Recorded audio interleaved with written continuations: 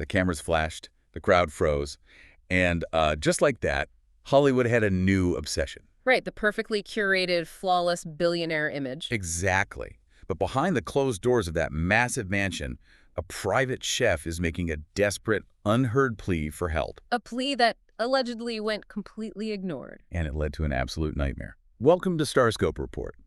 Join Jordan and Jamie as they uncover Hollywood drama, music industry shakeups, and viral influencer scandals. From red carpet surprises to social media controversies, we dive deep into the stories behind the fame. And today, we are unpacking a headline that is just dominating the news cycle right now. Kylie Jenner faces serious new lawsuit. Yeah, we are doing a deep dive into a really severe legal filing against the reality star by her former private chef. The core allegation here is that a grueling, relentless workload directly led to a miscarriage. It is a heavy, heavy topic, and we're pulling from a huge stack of sources today. We've got recent legal filings from the Los Angeles Superior Court, entertainment news reports, and official California labor law fact sheets. Plus, we're looking at the massive public reaction on places like Reddit. Our mission today is to figure out where celebrity power dynamics and alleged workplace exploitation intersect with the actual legal rights of pregnant workers. And if you think the initial allegations from this chef are shocking, wait until we get into the alleged pattern of behavior from the management team. Oh, absolutely. And that's not even the wildest part. Later in this deep dive, we'll talk about a shocking twist involving a desperate letter left on a massage bed that nobody saw coming. Yeah, that detail is, well, it's chilling. But to really understand how a coveted celebrity chef position devolves into a lawsuit of this magnitude, we have to start at the beginning. Right, the timeline. Let's trace it back. So court records show this chef was hired around Thanksgiving of 2024. And by early December, she officially informed her supervisors that she was 3 months pregnant.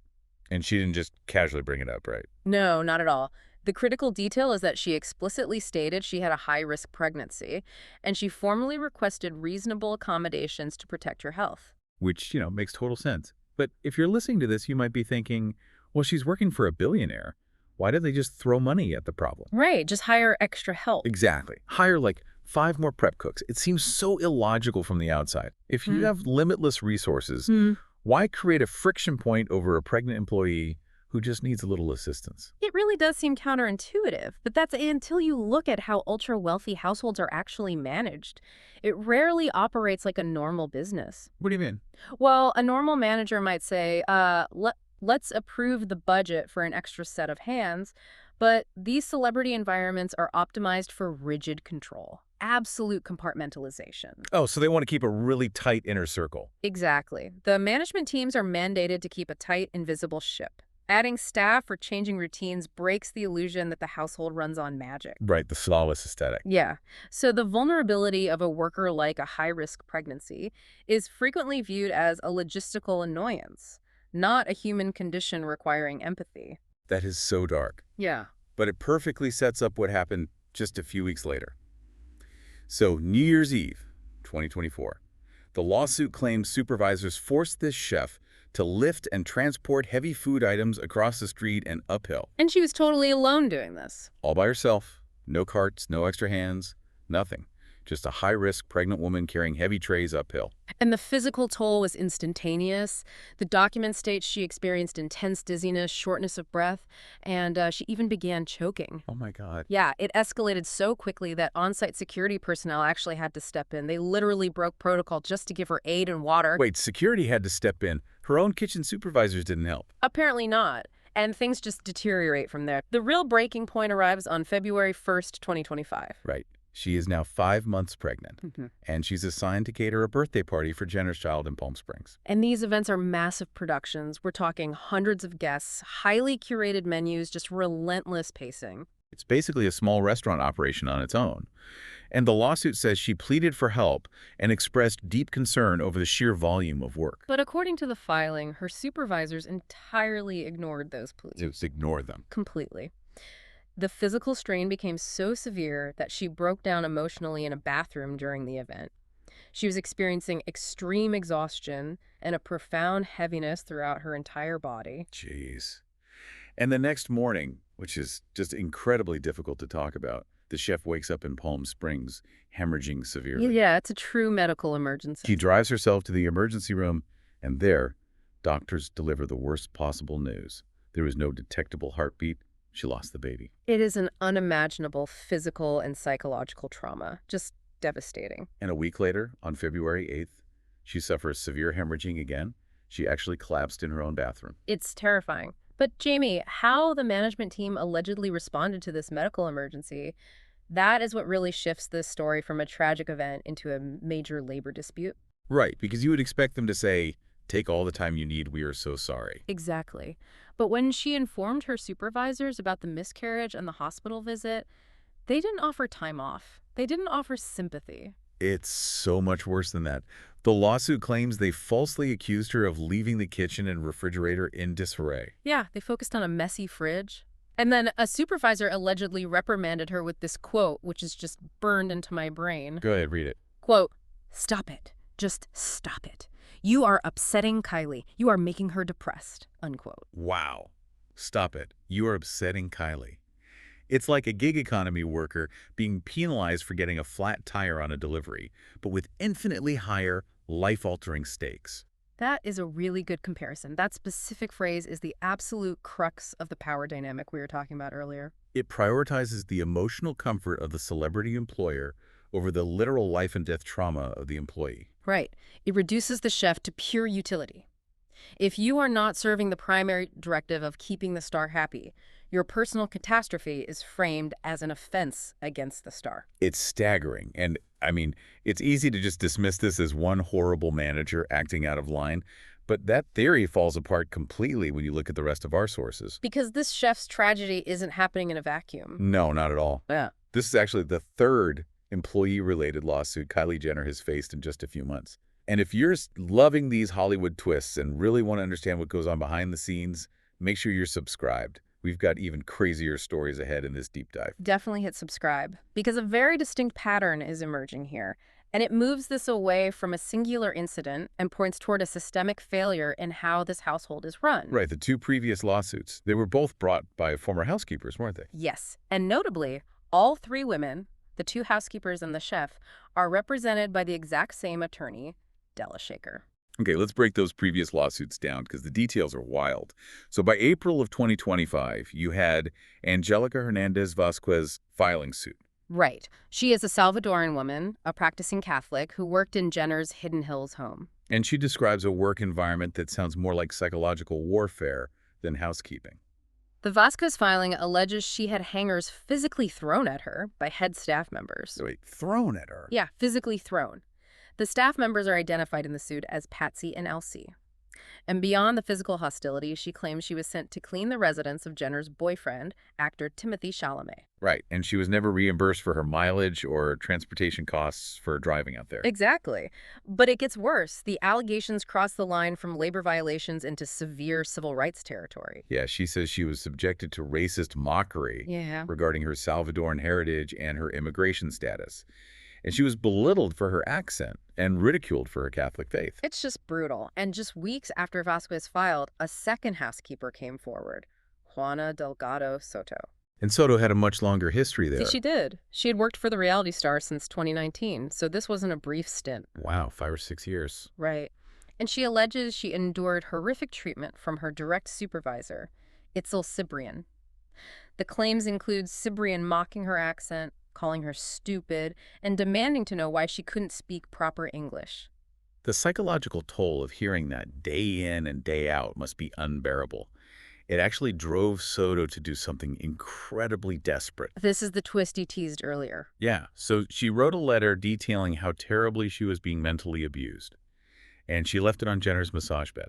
Because she knew Jenner was scheduled for a massage that day. Exactly. She essentially bypassed the whole management chain, pleading directly with her employer for help.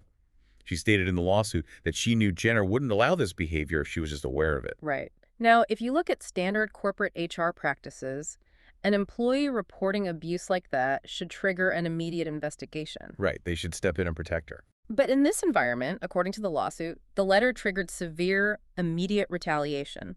Soto claims she was threatened with termination. And her pay was just arbitrarily slashed, wasn't it? Yeah, from $41.66 an hour down to $35 an hour without any justification. Plus, they eliminated her overtime and assigned her punitive workloads. It's so vindictive. And then there's the most dystopian detail of all. After she left that letter, management allegedly instituted a new rule for her. The invisibility rule? Yeah. They told her to never look at Kylie, to never smile at Kylie.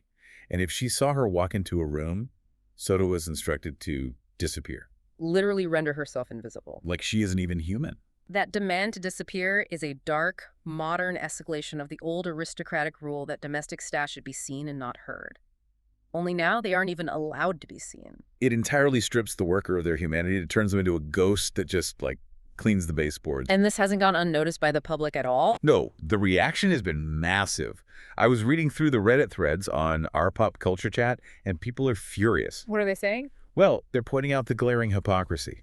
You have someone who can command millions of dollars for a single sponsored Instagram post, yet allegedly won't afford adequate staffing for a party, or even pay her staff a livable wage without wage theft. The public discourse on this is fascinating because it's shifting away from just generic celebrity gossip. Right, it's becoming a structural critique of wealth. Exactly. Users aren't just calling the behavior mean, they are identifying it as class exploitation. They are questioning the fundamental mechanisms that allow a billionaire to operate this way. Which brings up the most crucial mechanism in this whole story, the corporate shield. Because in all of these lawsuits, the workers were technically managed by third-party entities. Right. We see names like TriStar Services and La Maison Family Services constantly popping up in the filings. And this is a vital piece of the puzzle. It mirrors a major labor lawsuit Kim Kardashian faced back in 2021 with her own domestic staff. Yeah, in that case, her representatives argued she couldn't be held responsible for unpaid wages or poor conditions. Why? Because the workers were technically provided and managed by a third-party vendor. Okay, wait, hold on. Let me play devil's advocate here for a second. Go for it. If I hire a landscaping company to do my backyard, and the foreman is abusive to his crew, or shorts their paychecks, I don't get sued. I just hired the company. That's a fair point. So why is this any different? If Jenner hired TriStar to handle her staffing, why should she be held liable for how TriStar's supervisors behave? Well, that is exactly the defense these management firms rely on. But California labor law sees it very differently under a concept called joint employment. Joint employment. How does that work? Okay, so if you hire a landscaping company for a one-off job, and you don't dictate their hours, their tools, or their methods, you are just a client. But if a management firm provides you with a chef who works exclusively in your house, cooks your specific recipes, follows your daily schedule, and you have the power to indirectly fire them by telling the firm you don't want them around anymore. Ah, I see. Yeah, California law often views you as a joint employer. So you can't just outsource your liability if you are still the one holding the reins. Yeah. It's like building a castle where the celebrity's in the keep and the management company is the moat.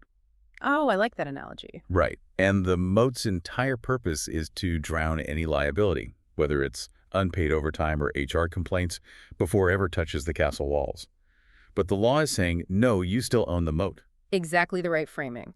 These firms provide a logistical service, yes, handling payroll, taxes, and scheduling, but they also provide a powerful layer of plausible deniability. It allows the celebrity to distance themselves from the grim realities of the labor that maintains their lifestyle.